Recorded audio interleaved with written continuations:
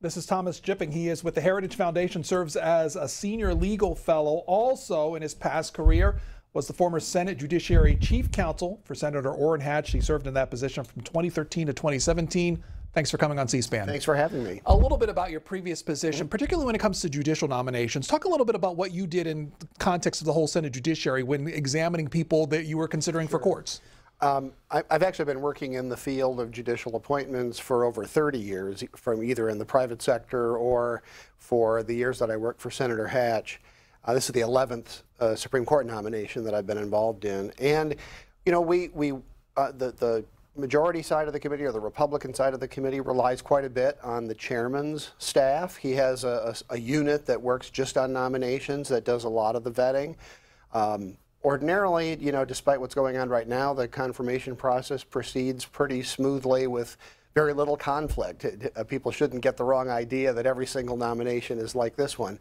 And, you know, they chug along with hearings and evaluate nominees. But when the occasional controversial nominee comes up, then each member of the committee and their own staff will probably do quite a bit more evaluation on their own, looking into specific issues, specific aspects of a nominee's record, and that type of thing. What do you think about the introduction of the FBI to investigate in this one-week investigation, what it does for the chances of either finding out more about what we know about Judge Kavanaugh? Well, I think there's been a lot of misunderstanding about the role of the FBI in the confirmation process. I mean, the FBI is in the executive branch, and in the criminal justice process, it has very different approaches and purposes and objectives than it does in the confirmation process, which happens in the legislative branch. It's a very limited role in the confirmation process. They do a background check for every nominee to every level of court, not just the Supreme Court. But it's an information gathering role. It's interviews with people who know the nominee from various parts of the nominee's background. But it's not an investigative role in what people probably think of when they hear that word. So they've already done this once for Judge Kavanaugh for this position. They've done it previously for other positions. You know, if this is what's necessary to move the nomination along, then it has to be done. But this FBI recheck, so to speak, is going to cover the same ground that the Judiciary Committee's own investigators covered. And again, they're only going to do interviews and gather information. It is still up to the Senate to take whatever information is available about the nominee's record. And don't forget, this confirmation process is 3 months long. We're all obsessing about this little teeny part of it, but it's 3 months long, and there's all kinds of information and material about Judge Kavanaugh. The Senate has to decide what to do with that, what conclusions to come to it. So if it's necessary, you know, so be it.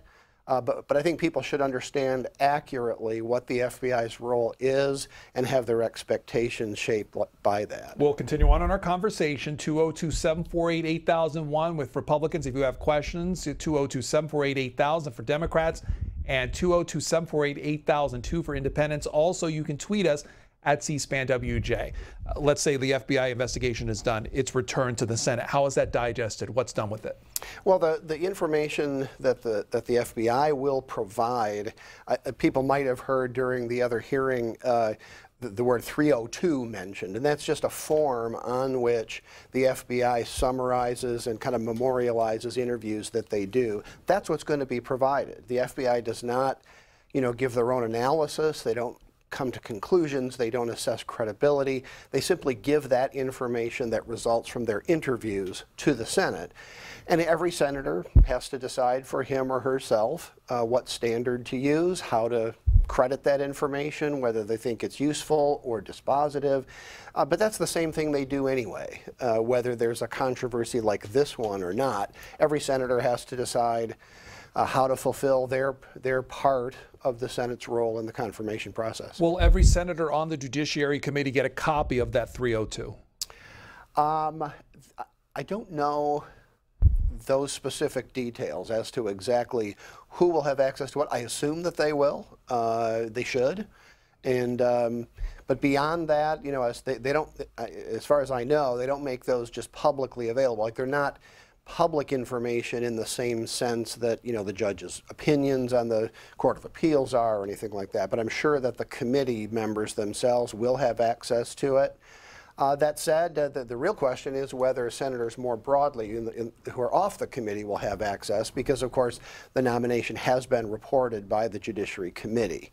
You know, this is a rare situation, so they're going to do that as senators, I think, need it to be done.